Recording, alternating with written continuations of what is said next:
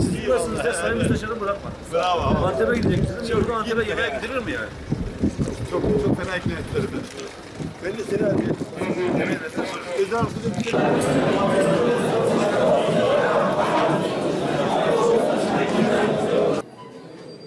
Ben tekrar bütün şehitlerimize Allah'tan rahmet diliyorum.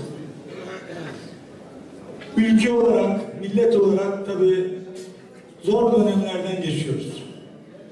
Başta Kilis olmak üzere bu bölgede yaşananlar, Doğu ve Güneydoğu Anadolu bölgesinde yaşadığımız hadiseler karşısında devlet olarak bütün bu terör örgütleriyle sonuna kadar mücadele etmek için var gücümüzle çalışıyoruz.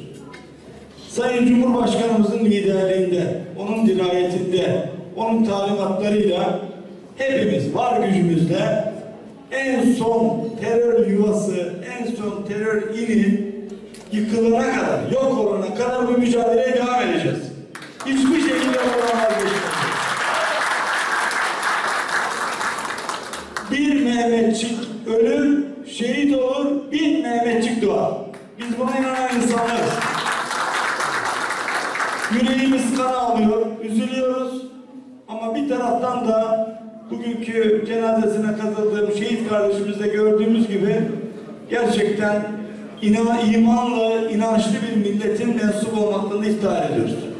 Rabbim inşallah bu meselelerde milletimizin yanında birliğimize, beraberliğimize inşallah vesile olur.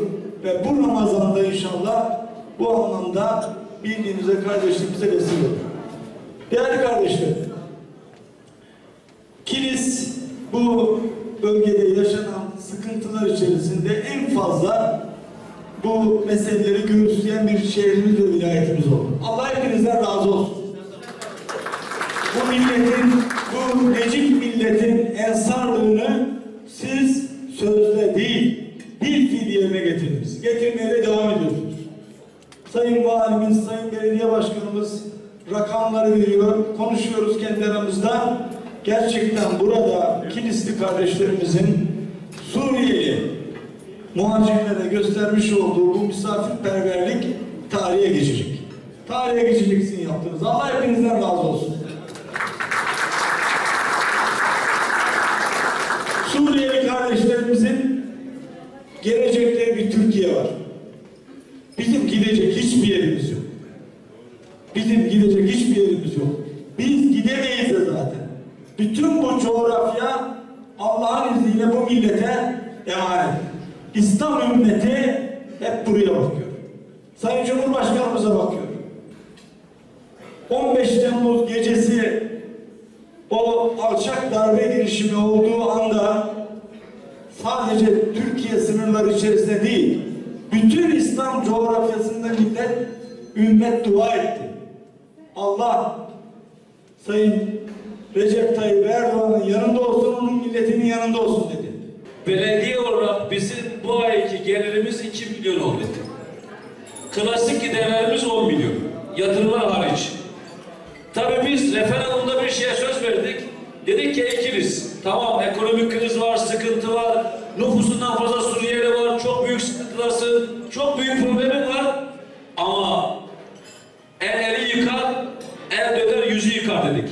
Siz şu referandumda bize destek olun ki biz de gidip Ankara'dan rahat rahat Kilis'in hakkından fazlasını ödeneğe getirelim. Kilis hizmet eder dedik. Kilis'te Bayburt kadar vermediyse de Bayburt'a yakın verdi Sayın Bakanım. %64 küsür oy verdi bize. Ondan dolayı ben Kilis halkına teşekkür ediyorum. Şükranlarımı arz ediyorum. Ama bunun Ankara'da bir karşılığı olması gerektiğine inanıyorum. Bunu da Sayın Maliye Bakanımıza iletiyoruz ki hem işin başında olması hesabıyla hem de diğer bakanlıklara iletmesi hesabıyla. Şimdi Kilis ilimiz Türkiye'nin nüfusu bakımından küçük illerinden bir tanesi. Az önce de arz etmiştim. Kendi nüfusuna eş değer oranında bir misafiri de 6 ile yakın bir süredir barındırıyor. Aslında Suriye'den ülkemize göç eden nüfusun önemli bir kısmını buradan geçtiğini düşünürsek belli zaman boyutlarında daha büyük bir nüfus kitlesini barındırmış, ev sahipliği yapmış ilimiz geçen 6 yılda.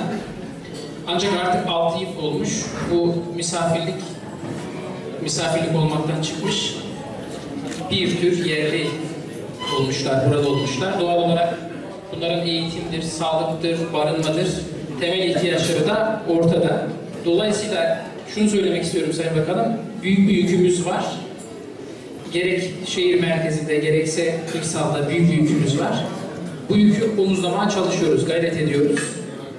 Bu konularda desteklerinizi bekliyoruz. Zaten hükümetimizin desteğini biliyoruz. Yok,